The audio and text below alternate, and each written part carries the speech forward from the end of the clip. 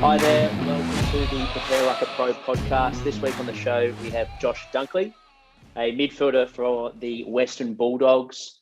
Josh was recruited from the Gippsland Power. He's a strong, courageous, tall midfielder who continues to establish himself as a prime midfielder in the Bulldogs on-ball brigade. Josh is a contested weapon with a bucket loads of courage and excellent leadership potential. He's a clutch player who relishes in big moments in games. Had an outstanding debut season in 2016 where he played 17 games and received a NAB AFL Rising Star nomination in round 20 and was the youngest member of the Western Bulldogs 2016 AFL Premiership side. So one of the competition's rising stars. Really looking forward to this chat. We'll talk about Josh's journey from the start right through to now, where he also had a breakout season in 2019. Where he really cemented his spot in the midfield, and he averaged more than 28 disposals and 6 tackles in that year. Polled 15 Brownlow votes, including 3 best on-ground performances, and was the runner-up in the Charles Sutton Medal, named in the All-Australian squad, and was vice-captain of the Under-22 Team of the Year. He signed a 3-year contract extension, which will last him until the end of 2022. Before we start episode 35 with Josh, our mission here at Prepare Like a Pro is to empower aspiring athletes and staff with practical knowledge from some of the industry's most inspiring individuals and to strengthen the AFL community. If you like the show, please follow us on Instagram and subscribe to the podcast. We're on YouTube, iTunes, and Spotify. Welcome, Josh. Thanks for jumping on, mate. Thanks, Jack. Thanks for having me, mate. Looking forward to this chat. We'll get straight into it. Take us back to the beginning, mate. What age did you start playing footy? And then when did you recognise that a career in football was something that you were going to pursue? Obviously, my old man played for the Sydney Swans, so was born into the footy world. So I had a footy in my hand pretty much straight away, and then started playing footy. I reckon I would have been about 6 or 7 in the Auskick up in New South Wales. It was actually, ironically, it was with the East Bulldogs. So when I got drafted, it was it was very ironic that I went to the Bulldogs because I had my first jumper was a East Bulldogs jumper. So that was when I started playing, and then obviously came through the ranks. Played first competitive hit out was probably, I think it was under 12s back here in Gippsland, because we moved from Sydney to Gippsland when Dad retired in 2002. And then I started playing competitive, 12s, 14s, and then rep at 16, 18, and then obviously got drafted. So the time that, I started realising that I probably wanted to do it professionally was at that age of probably around 13, I reckon, when I started to play some competitive stuff. It got really serious, and you're playing against your schoolmates, and you really want to, take their heads off at times, which is good. Yeah, absolutely. 13, right? So that's quite young. Did that change the way you played, or did you do anything differently at that age when you started to? I mean, like you said, it was sort of in your environment already with your dad playing. But yeah, was there a moment that you can recall where you're like, I definitely want to play and be a professional? It's an interesting question. Like, I still think about that today, like how much you enjoyed playing footy when you were a young kid. And when I was 13, 14 was probably the best time I actually enjoyed playing footy. Like, you play with your mates, you go to school during the week, you train 2-3 times a week together. And I think then as soon as I got selected in the under 15s schoolboys. So then I played big country. And then I realised, so I was probably around 14, I reckon, when I realised that I wanted to do this, and went away on a camp. And I think we went to Adelaide for a week with the big country stuff, and went over there and played against Metro, SA, WA, Queensland, the lot. So it was pretty cool to play against some of the best players in the nation at that time. But I realised then, I reckon, that I really wanted to do it. And obviously I followed footy all the way through, but it was pretty cool to go away and live that elite lifestyle for, a week, and then come back and put your head down and get to work. Absolutely. And were there other peers that had the same sort of drive in that camp that you connected with and sort of strengthened your goals in becoming an AFL player? Yeah, I was really close. Like, I had people from Gippsland. So Sam Skinner was one that came through the ranks with me. had another mate that didn't get drafted, but Nash Holmes was all the way through with me, and we went like in the same town, played local footy together, played Gippsland Power, all that kind of stuff. But others are like Jacob Wiedering, Darcy Parish, guys like that that I played with all the way through. So it was nice. And Josh Shackey, one of my teammates today, played all the way through with me as well. So it was cool to build those relationships early. And then obviously now I'm playing with one of them, but playing against them, and a lot of them have gone on and, done some really good things. Fantastic. And have you had strong influences on your game, or is it something that you've sort of had many people that have helped you along the way, and you've really sort of self-taught yourself? Definitely, I've had a lot of influences. Dad's probably the biggest one. Like having him, I'm pretty lucky to have someone that's been through the system on hand pretty much. Like I can call him, text him whenever I need, and he helps me through a lot of things. Like footy is not all about the highs. It's, you go through a lot of lows, and he's helped me through that. And guys like Jared Ruffhead's another one that's not a current player anymore, but pretty much just come out of the game, that really looked after me when I was a little kid. We did club week before I got drafted, and he took me to the Hawks and showed me around. Reece Shaw was another one at Sydney because I was a part of that father-son program, and Goodsy as well. So there's a lot of players and people that helped me along the way. But yeah, I think Dad's probably the main one that I still talk to today a lot about it. Fantastic. Awesome. Yeah, some good people there to help you out. That's for sure.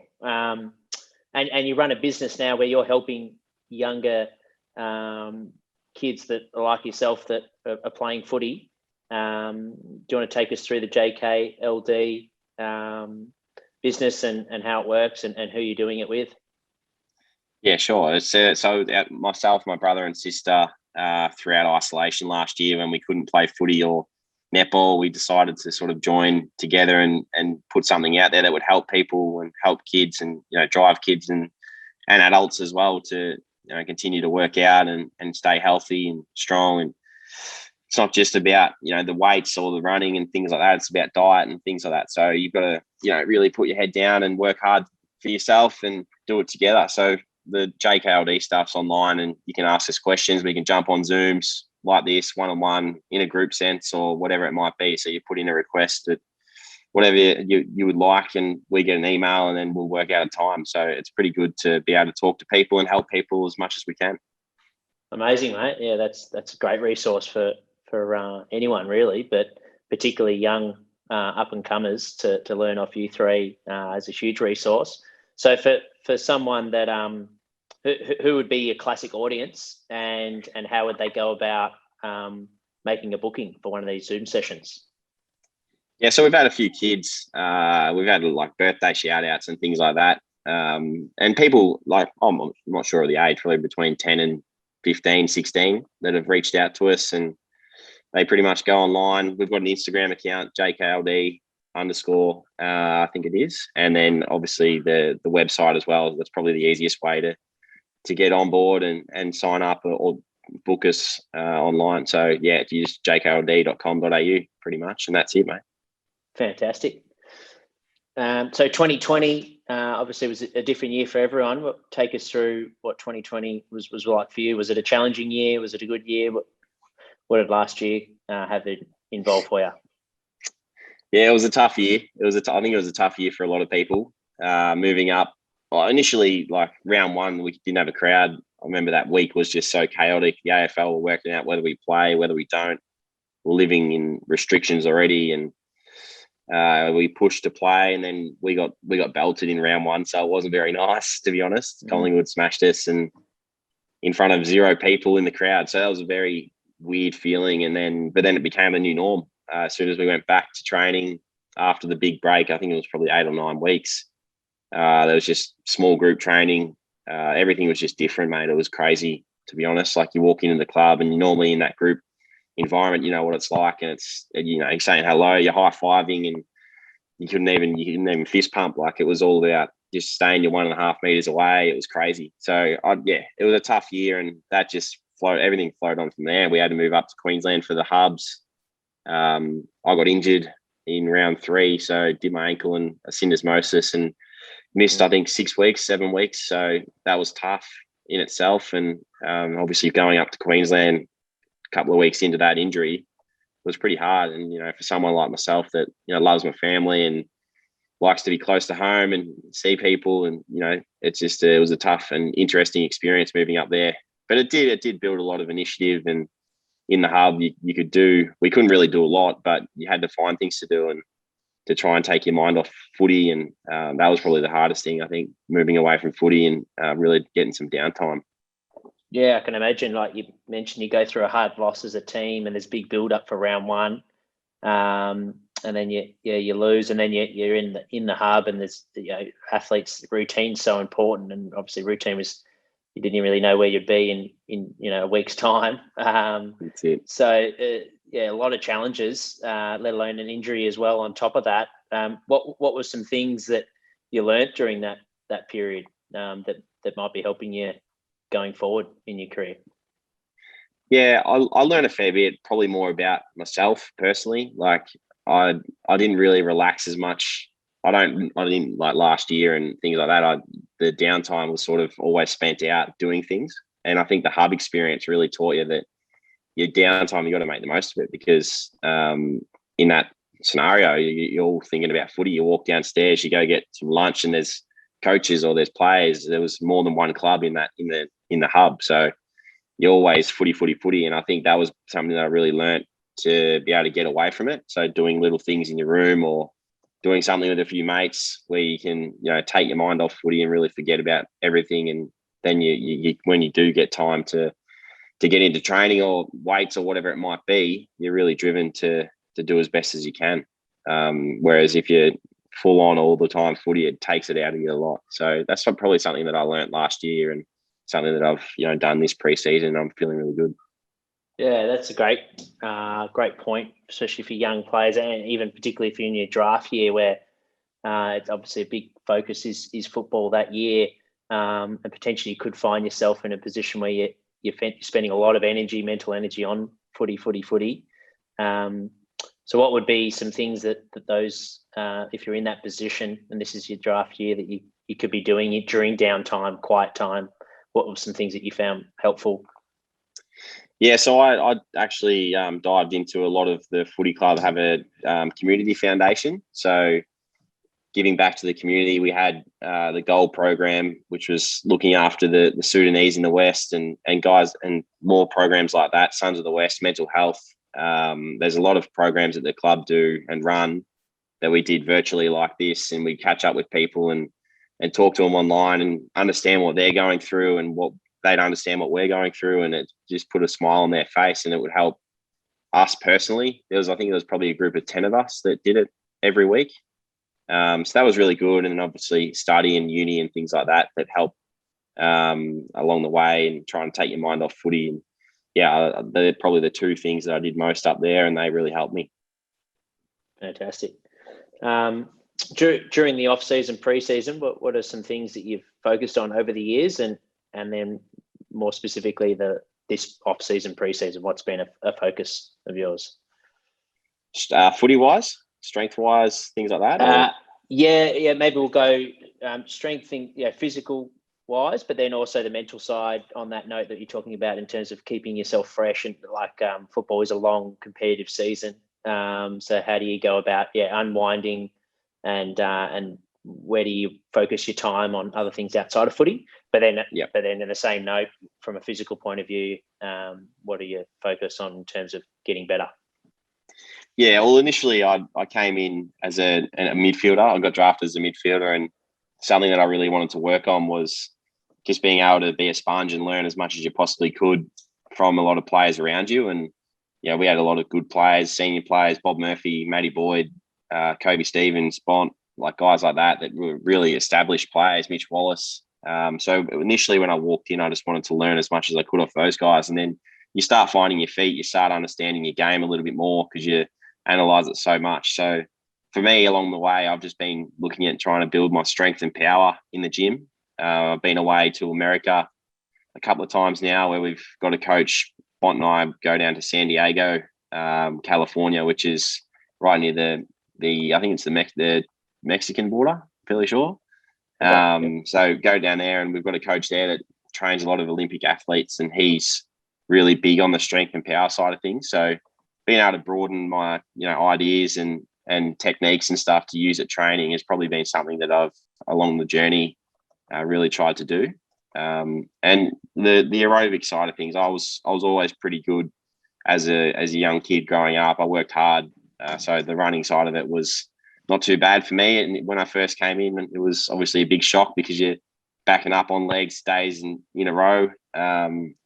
Whereas initially, when I was back at Gippsland Power, it was 3 days a week or whatever. So training every day pretty much really took it out of me. And that's why now I've learned a lot from being able to enjoy that downtime and take your mind off footy, because it's so important that when you are there that you give it 110%.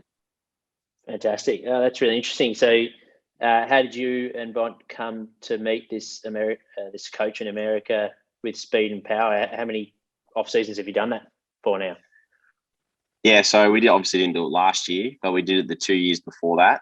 We met him. We were actually pretty lucky because one of our weights coaches at the club used to work in America with the Giants and other NFL clubs, and he knew this guy that he hooked us up with. And straight away we were down there. As soon as we sort of found out about him, we had the weights coach too, Andy Barnett. He'd been around for a couple of years, so he was sort of hiding all this stuff from us, and he didn't tell us too much. But as soon as we found out that he had a connection down in San Diego, we were straight there. So not last year, but the 2 years before that, we spent a couple of weeks with him in the off season, just bridging us sort of into preseason. And you come back, man, I've never been as sore as I was over there 1 week, like, in my life. It was just incredible. But you learn how far you push your body, but you learn what soreness is and what good soreness and bad soreness. And I think definitely as a young kid, you've got to be smart with what you do. But then as you get older and mature a little bit more, you learn, how your body can cope. Yeah, fantastic. So Andy Barnett's a strength and conditioning coach at Doggies, and who was the coach in America? What was his name? His name was Matt Critz. His name is Matt Critz. Yeah, cool. That's awesome. And what were some things that you were doing in the strength and power? Was it, Olympic lifting? Was it more heavy lifting based? What type of training were you doing with Matt? Yeah, there was a range of things. A lot of heavy stuff, but then a lot of like Olympic stuff as well. Like we'd have days where we'd be on legs and doing a few Ks of running, but then that day we'd be doing, not as heavy in the gym. We do a lot of legs, but not as much upper body. So you're backing up legs on legs, and then the off days where you're doing more sprint stuff, you're doing, fast, lighter weights. So you're reactive and your muscles are really working quicker. So you train your body and we lift before sessions. Like here in the AFL, we barely lift it before sessions. It's more just like switch ons or whatever it might be. So that was pretty cool to see, or get different ideas from him. And we were lucky because one of our rehab coaches, Nick Stone, came over with us the second year, and he obviously watched what we were doing and things like that. So he got an idea and then brought a lot of the stuff back to the club, which is good. Oh, interesting. Yeah, awesome, mate. Yeah, it's a couple of different philosophies there, to the point where you guys would do a bit of lifting now before running skill sessions, or? Yeah. So we can like lighter stuff a little, like there's when you've got more of a lighter session or you're doing speed and things like that. It's actually pretty cool to be able to get in the gym and really work yourself up, because you when you run out on the ground, you feel so much more ready. Yeah, awesome. I love that. That's cool. And then the other players bought into it as well. I mean, I'm sure it would have helped having you two doing it and have already felt it on your bodies and believing in it. Is it an optional thing for players to opt into that lifting session, or is it a all in? Yeah, it's more optional. Like and I think the guys that we work with at the club, they're not going to drive it into everyone, because everyone's different, mate. Like, what it's like. Some people like to lift before a session, some people don't. Some people like to roll in 5 minutes before and then run out on the track and train. So it's up to each individual what you want to do. But for us, we found that it really was working. So it was something that we continued to do. And has that changed your preparation the day before a game, or even leading up to the game, like the 2 hours before a game? Do you do anything different to get you in that space of the strength and power? Yeah, there's little things that I do that I learnt over there. initially, like I said before, like when you're a young player, you're sort of just so overwhelmed that you're playing an AFL game, and you're not really thinking about what's going to help you, or what something that might switch you on before a game. It's more just like, all right, I'll just do what he's doing, and I might just cruise, and then we'll run out and play. So for me, I like to do a lot of hand-eye coordination stuff. As science these days is big, and you see a lot of NFL players these days doing a lot of reaction stuff. And we've got a cool little screen at the club now where it's reactive, and you react to the buttons, and you get the high score. It's obviously competitive because a lot of boys love it. So that's something that I do. And then as for pre-game stuff, it's hard because you can't really get the weights room at Marvel Stadium or the MCG. So you just got to find little things that you might be able to bring a dumbbell or two and change it up a little bit every now and then. Okay, cool. So the hand-eye game, does that go with you on games? Does that travel, or is it something you do on captain's run? It's only been something that we had this pre-season. So at the ground, I think it'll be more just with tennis balls and juggling and off the wall reactive stuff where you get one of the coaches to help you out. It's hard to bring because this thing's like a massive screen. It's like a TV.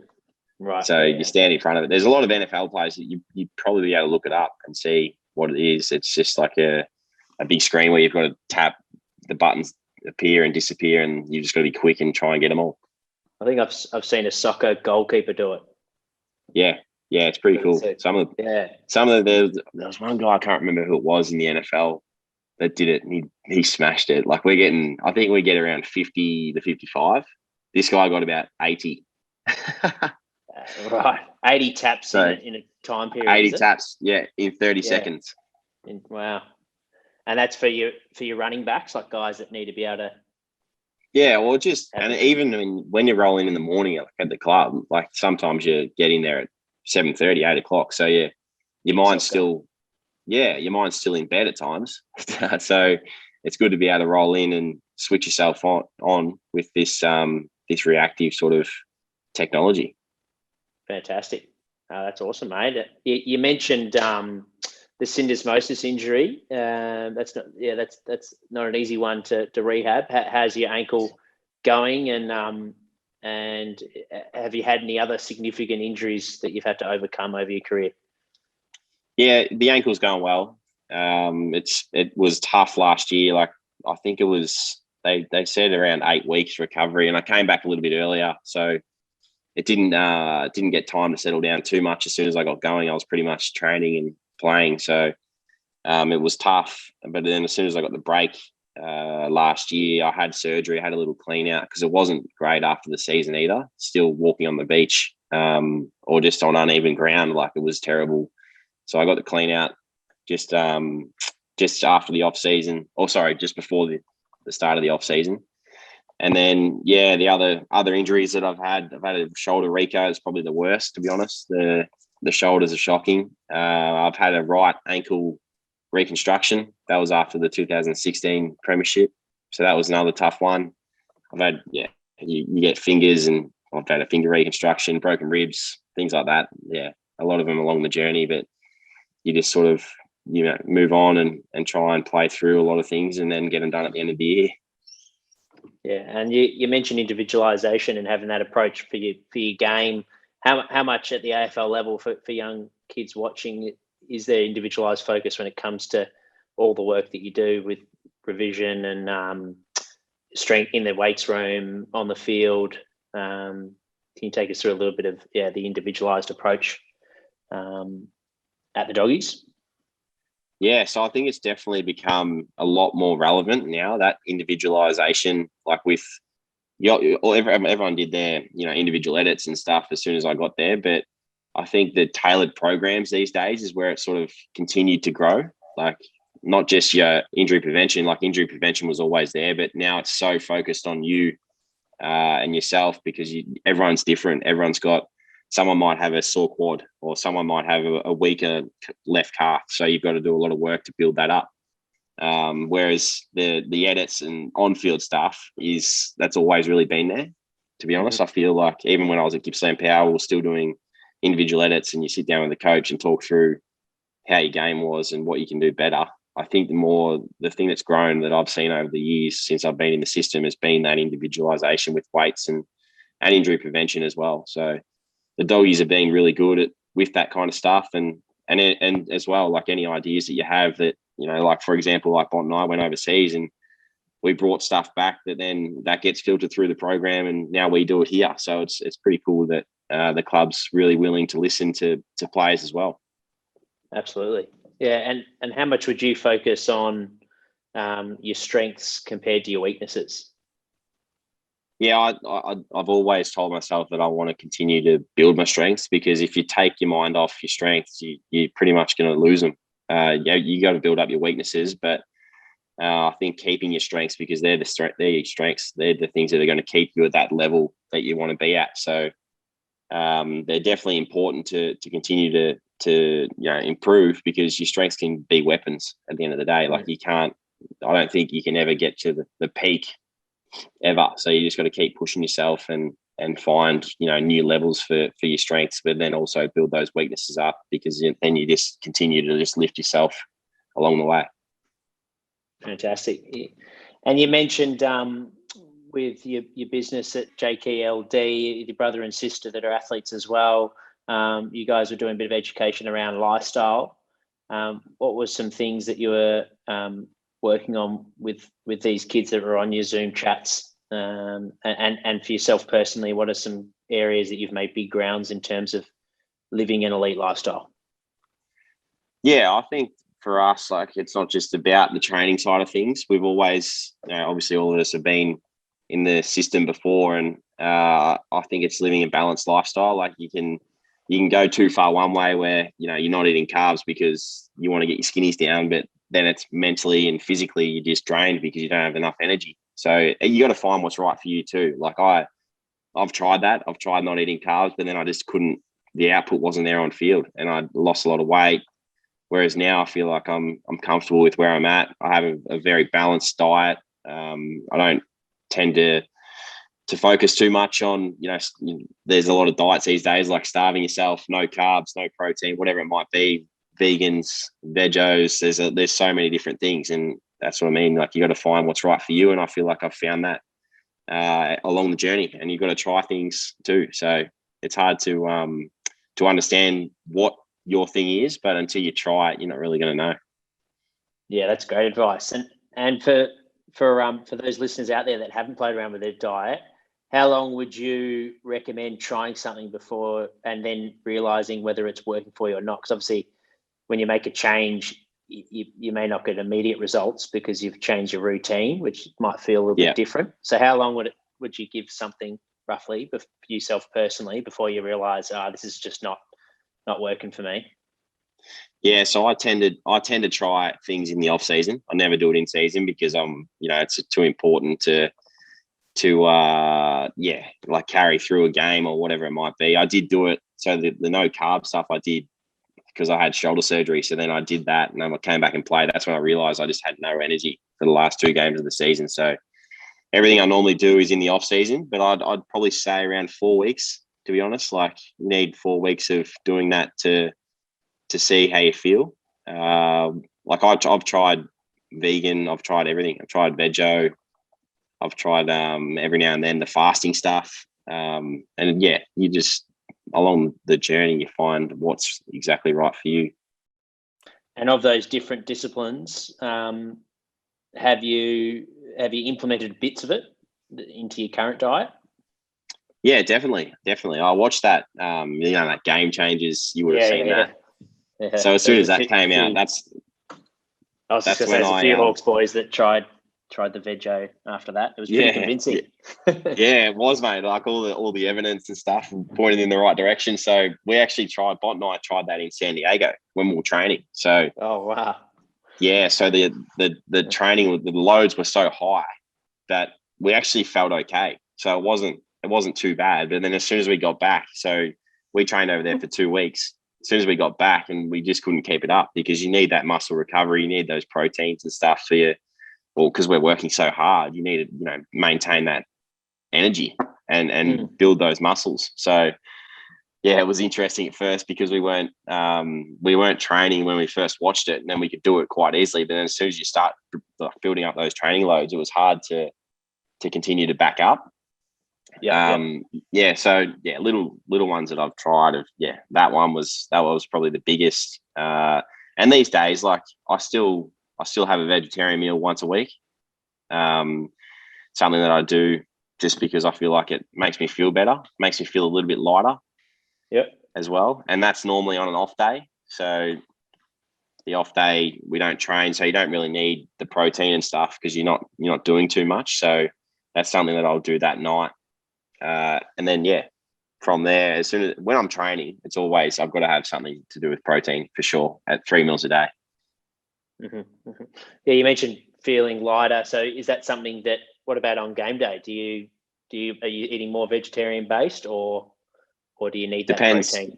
Yeah, it depends on what time of the day we play. Like, so the night before, if we're playing a night game, I'll just have meat and veggies or meat and salad because you've got so long to digest it, and I don't feel too heavy at all. And then game day, I don't tend to overeat because I've done that a lot. Like you can do that interstate when you've got the full buffet and there's food there that you can just continue to eat, but you've got to you find ways, like I said before, to really train yourself and find what's best for you because, at the end of the day, that's all that matters. And you've just got to go out there and play your role for the team.